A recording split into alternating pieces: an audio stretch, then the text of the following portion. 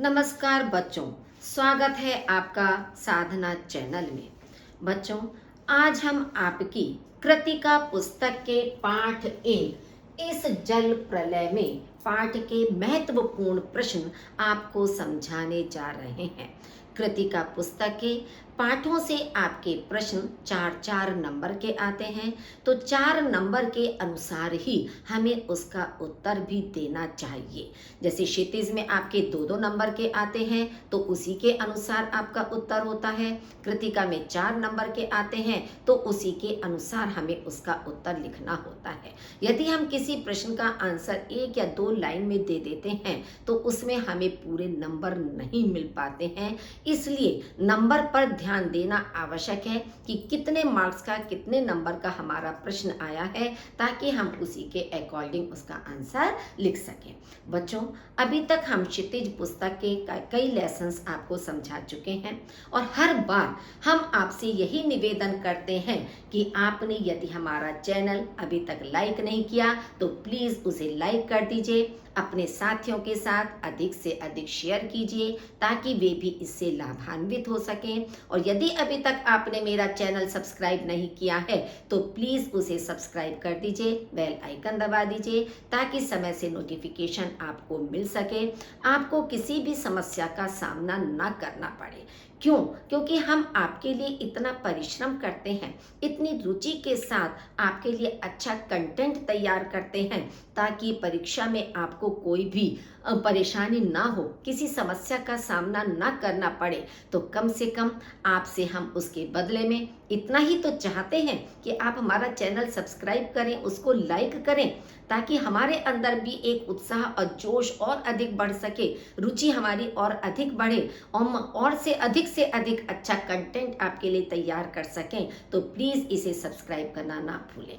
तो चलिए अब हम शुरू करते हैं अपना पाठ। इसका प्रथम प्रश्न है आपका, आकाशवाणी से प्रसारित समाचार को सुनकर लोगों की क्या प्रतिक्रिया रही और क्यों? आकाशवाणी से प्रसारित समाचार, विशेषतः पानी हमारे स्टूडियो की सीढ़ियों तक पहुंच चुका है और किसी भी क्षण स्टूडियो में प्रवेश कर सकता है, को सुनकर लोगों के चेहरे पर आशंका व चिंता की रेखाएं उभर आईं, लेकिन बहुत जल्द वे सहज हो गए। लोगों को सहज देखकर लेखक तथा उनके मित्र भी अपने आप को संभालने लगे। लोग बाढ़ की बात करके आपस में हंसी मजाक कर रहे थे। दुकानदारों में थोड़ी हड़बड़ी थी, खरीद बिक्री लगभग बंद थी, बस पान वालों की बिक्री बढ़ गई थी। कुल मिलाकर इस संकट से कोई प्राणी आतंकित नहीं दिख रहा था। ऐसा इसलिए था क्योंकि लोग इसे एक रोमांचक अनुभव के रूप में ले रहे थे। तो इसलिए जब आकाशवाणी से समाचार प्रसारित हुआ कि बाढ़ जो आई हुई है, किसी भी समय तेजी से उसका पानी आगे बढ़ सकता है, स्टूडियो के अंदर तक जा सकता है, तो पहले तो लोगों को एक चिंता हुई, एक डर उनके मन में हुआ कि कहीं अगर हम बाढ़ से घिर गए तो हमारा क्या होगा, कैसे हम अपने घर तक पहुंचेंगे, कैसे अपने को संभाल पाएंगे। लेकिन दूसरे ही पल वे जल्दी से सहज भी हो गए। क्यों? क्योंकि बाढ़ तो उन्होंने आज तक भोगी नहीं थी, तो केवल उसको एक रोमांचक अनुभव समझकर वे सहज हो गए थे। नेक्स्ट है आपका सेकेंड, गांधी मैदान की ओर से गुजरते हुए लेखक ने क्या क्या देखा, यह अनुभव उसके लिए किस प्रकार का था? कॉफी हाउस बंद होने के कारण लेखक अपने मित्र के साथ अप्सरा सिनेमा हॉल के बगल से गांधी मैदान की ओर चल पड़ा। पैलेस होटल और इंडियन एयरलाइंस दफ्तर के सामने पानी भर चुका था। पानी की तेज धारा पर लाल हरे नियन विज्ञापनों की परछाइयां सैकड़ों रंगीन सांपों की सृष्टि कर रही थी। मतलब जो विज्ञापन वहां पर थे वो दूर से देखने में उस समय ऐसे लग रहे थे मानो सैकड़ों सांप उसके ऊपर चल रहे हैं, उनको सांपों को उस पर बना दिया गया। गांधी मैदान की रेलिंग के सहारे हजारों लोग खड़े होकर बाढ़ का पानी देख रहे थे।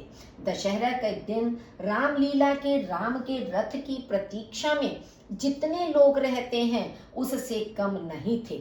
मतलब जैसे मेले में लोग इकट्ठे होते हैं, भीड़ होती है, उसी तरह की भीड़ वहां पर भी दिखाई दे रही थी।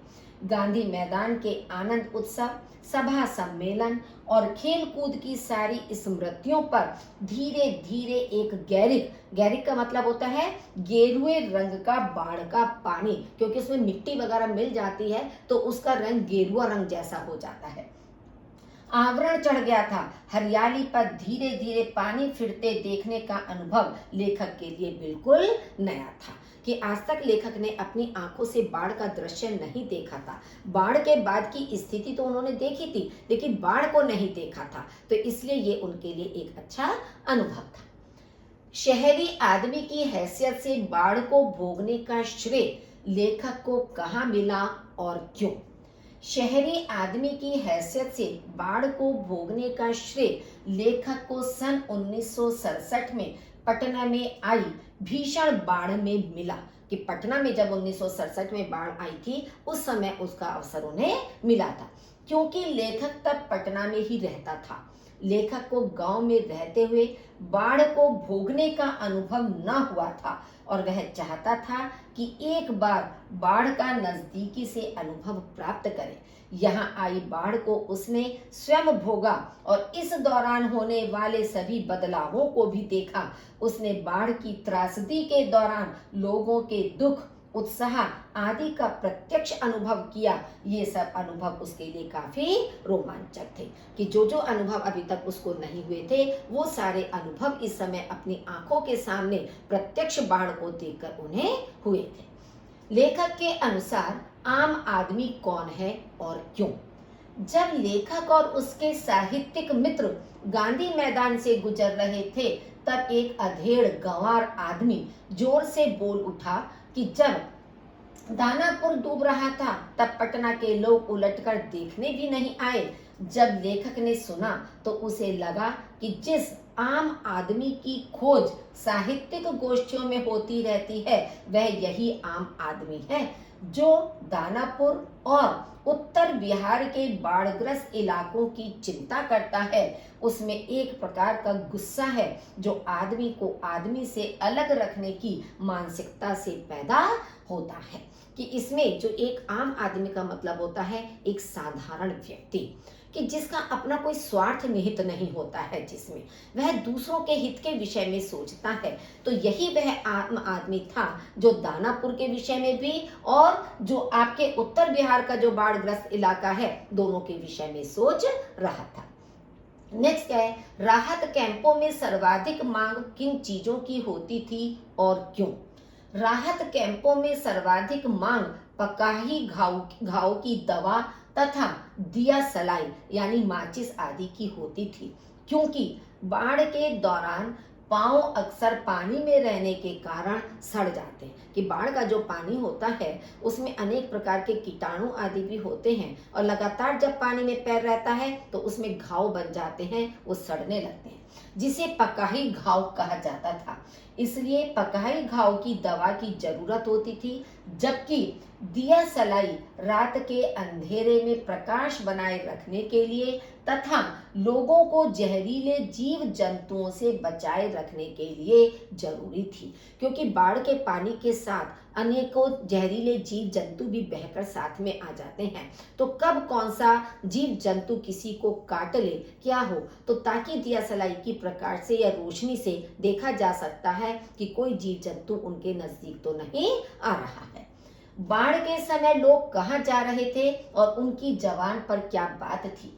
बाढ़ के समय लोग motor, scooter, tractor, motorcycle, truck, टमटम, साइकिल और रिक्शा पर तथा पैदल बाढ़ का पानी देखने जा रहे थे। कुछ लोग पानी देखकर लौट रहे थे।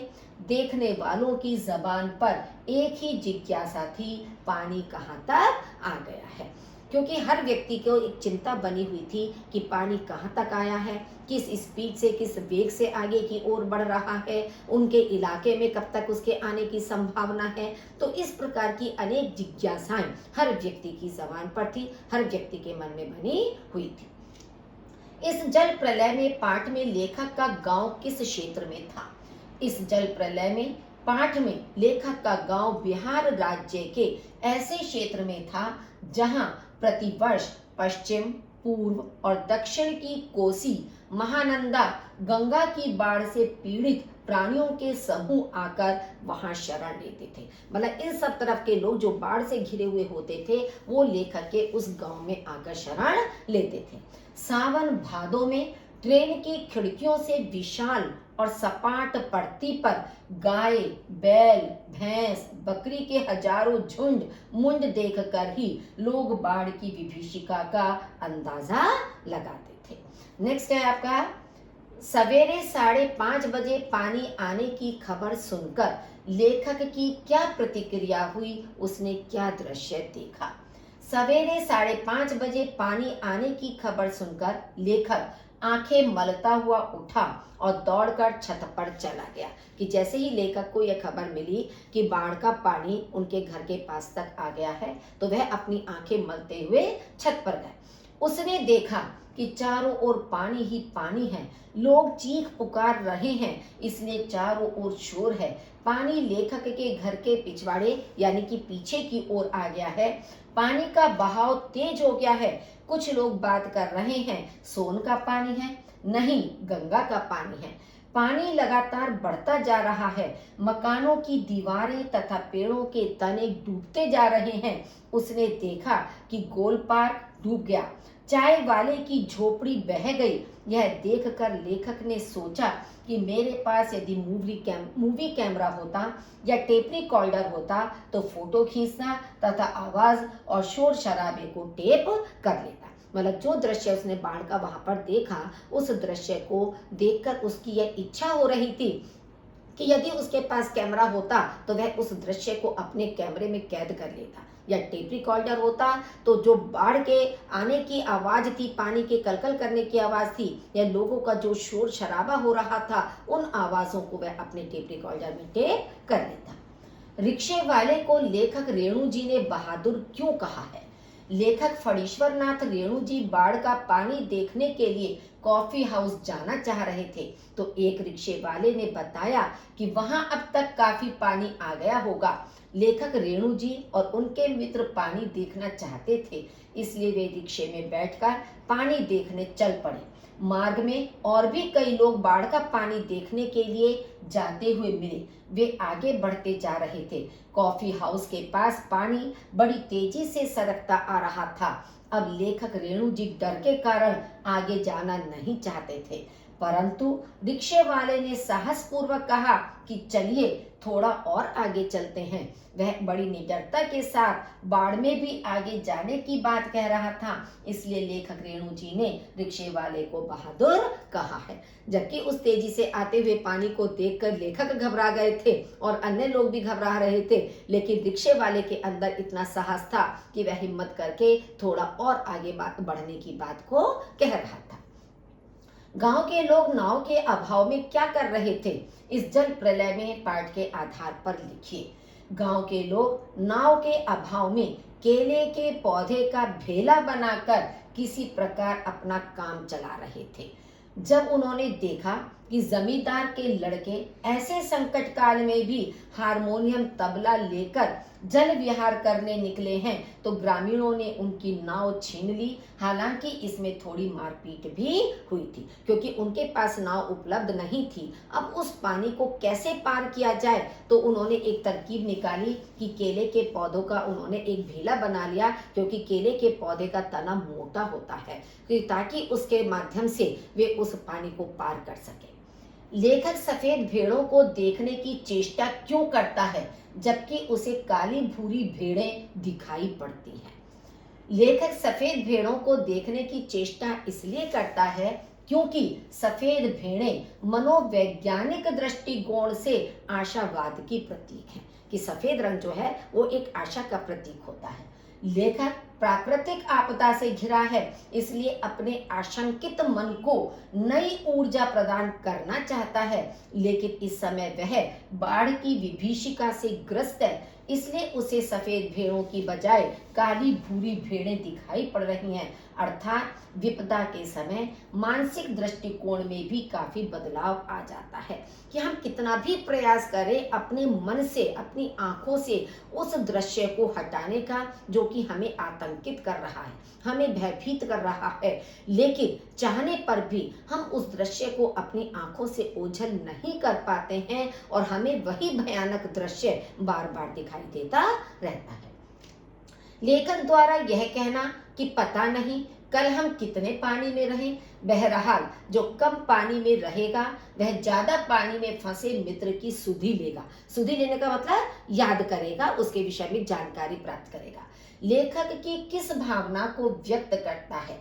आपके अनुसार विपत्ति के समय में लेखक का उपरोक्त कथन तर्क संगत है। उपर्युक्त कथन में लेखक की स्वयं के प्रति एवं मित्र के प्रति चिंता की भावना व्यक्त हुई है कि लेखक केवल अपने विषय में और अपने मित्र के प्रति चिंतित दिखाई दे रहे हैं, परंतु यहाँ लेखक ने सिर्फ अपनी और अपने मित्र की सुधि लेने की बात की है, जबकि हजारों लोग आने वाली विपत्ति से प्रभावित होने वाले थे। इससे प्रतीत होता है कि लेखक स्वयं भी आने वाली आशंका से डरा हुआ था और विपत्ति के समय में लेखक का यह कथन तर्क संगत भी है, क्योंकि ऐसी विषम परिस्थिति में किसी की सुध लेना भी बहुत राहत पहुंचाता है, परंतु हमें कोई भी कार्य स्वयं की भावना की अपेक्षा हम की भावना से करना चाहिए। मतलब अपना स्वार्थ नहीं होना चाहिए कि केवल हम अपने विषय में सोचें, जो अपना व्यक्ति है केवल उसके विषय में सोचें। हमें दूसरों के विषय में भी सोचना चाहिए कि अन्य हजारों लोग भी जो उस बाढ़ की स्थिति से डरे हुए हैं, जो बाढ़ से प्रभावित होने वाले हैं, उनका जीवन कैसे सुरक्षित हो, उनके विषय में हमें कैसे जानकारी मिले, तो हमें इस बात को भी अपने मन में ध्यान में रखना चाहिए। बाढ़ के पानी में नाव पर घूम रही युवक युवतियों पर छत पर खड़े बाढ़ पीड़ित लड़कों द्वारा किलकारियां, सीटियां मारना तथा फब्तियां कसना कितना उचित था? क्या आप इस कृत्य से सहमत हैं? नहीं, मैं बाढ़ पीड़ित युवकों के इस कृत्य से सहमत नहीं हूँ। किसी भी परिस्थिति में धैर्य बनाए रखना मनुष्य का कर्तव्य है। धन और ऐश्वर्य के नशे में वे युवक युवतियां गरीबों पीड़ितों की चिंता से मुक्त हो आमोद प्रमोद करने के लिए निकल पड़े, जो संवेदनहीनता की हद को पार करता है, परंतु बाढ़ पीड़ित लड़कों ने किलकारियां, सीटियां मारकर तथा फब्तियां कसकर भी कोई उचित व्यवहार का प्रदर्शन नहीं किया।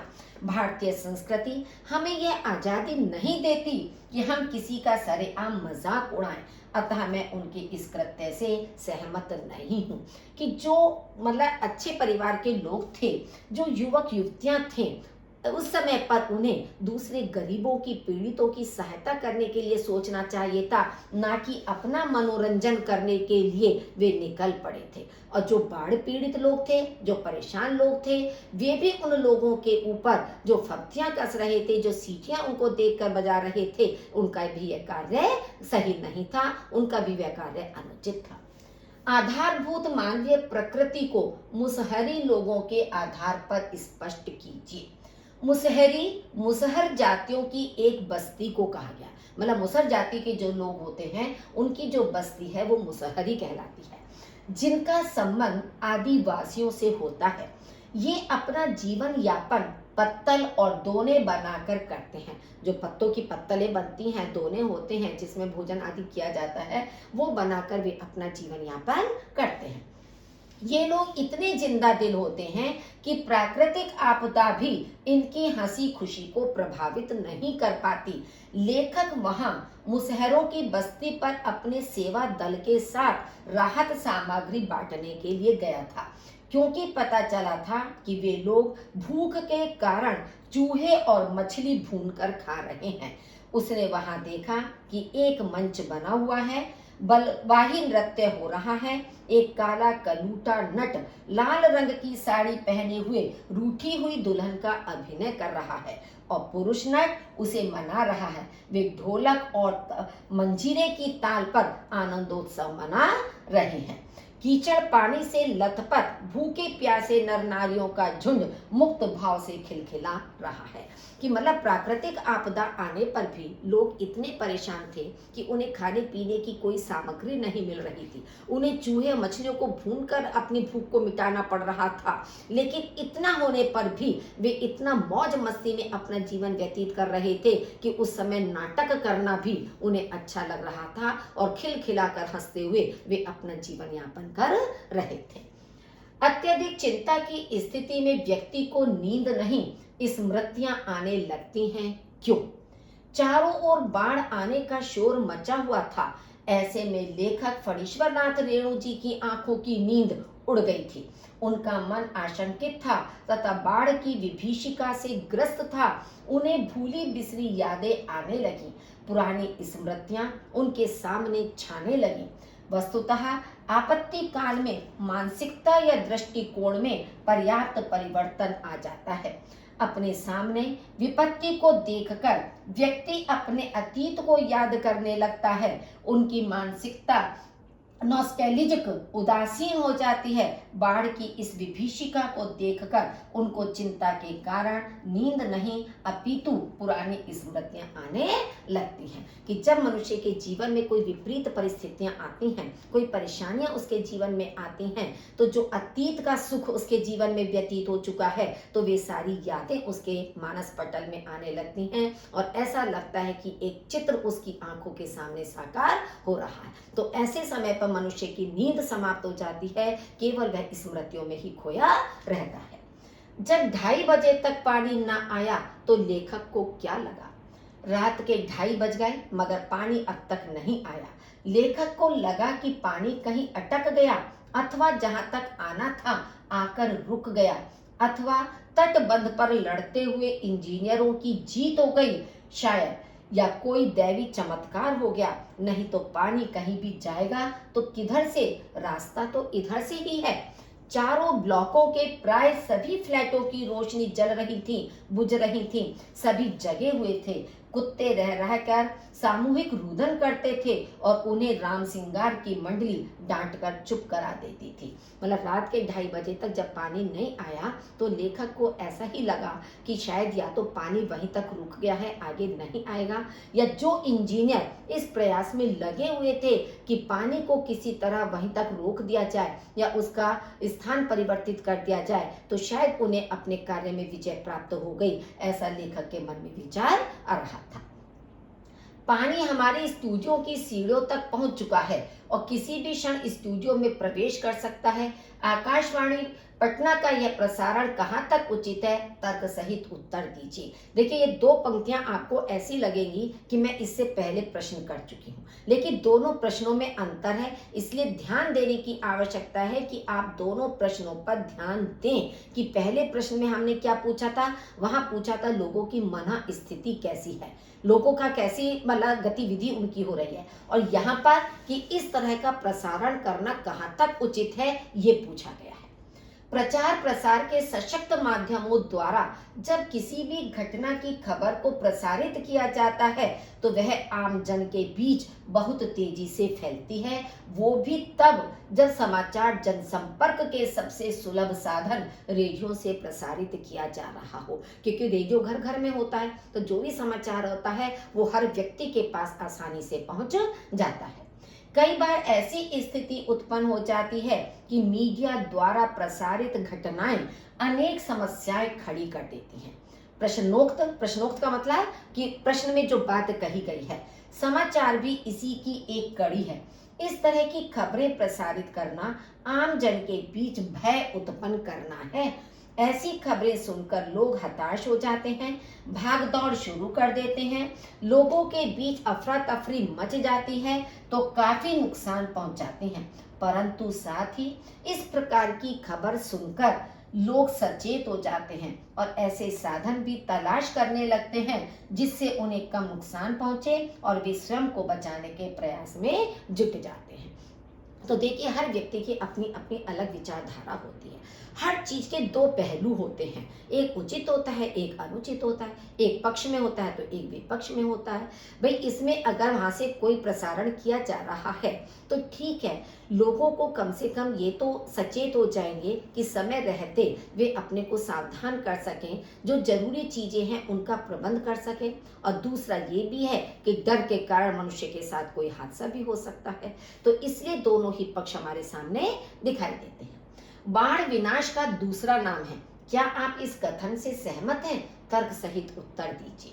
बाढ़ विनाश का दूसरा नाम है। प्रश्नोक्त कथन अक्षरशः सत्य है और मैं इससे पूर्णतः सहमत हूं, क्योंकि बाढ़ के कारण आम जन प्रभावित होता है। निचले क्षेत्र की फसलें, घर, दुकान सभी जलमग्न हो जाते हैं, कच्चे मकान गिर जाते हैं, कितने ही प्राणियों की अकाल मृत्यु हो जाती है और उनके शवों से उत्पन्न दुर्गंध दूसरे जीवित प्राणियों की मृत्यु का कारण बन जाती है। मनुष्य अपनी जान बचाने के लिए अपना सब कुछ छोड़कर ऊंचे स्थानों की ओर भागते हैं और जो नहीं भाग पाते वे पानी में फंसकर अपनी जान से हाथ धो बैठते हैं। बाढ़ के कारण यातायात सेवाएं बाधित हो जाती हैं, बिजली के खंभे टूटकर गिर जाते हैं, खंभों के तार में प्रवाहित होने वाली विद्युत धारा पानी में फैल जाती है और जो जीव इसके संपर्क में आते हैं मृत्यु के शिकार हो जाते हैं। अतः इसे विनाश के नाम से संबोधित करना अतिशयोक्ति नहीं होगा। इसमें आप देखिए, जनरल पॉइंट्स हैं सारे, कि जिसके विषय में आमतौर पर हम टीवी पर भी कितने समाचार सुनते हैं कि इन दिनों भी आप देख रहे हैं कि लगातार बाढ़ें आ रही हैं कितनी जगह पर, किस किस तरह का नुकसान लोगों को हो रहा है, किस तरह से वे फंस जाते हैं, किस तरह से उन्हें अपना सर्वस्व छोड़कर दूसरे स्थान पर जाना पड़ता है। तो ये सारे आपके जनरल पॉइंट्स हैं इसमें, जो आमतौर पर हम समाचार पत्रों में भी पढ़ते हैं या टीवी पर हम न्यूज में भी सुनते हैं। इस जल प्रलय में पाठ का क्या संदेश है? इस जल प्रलय में पाठ का संदेश यह है कि प्रत्येक व्यक्ति को पारस्परिक सहयोग की भावना से रहना चाहिए।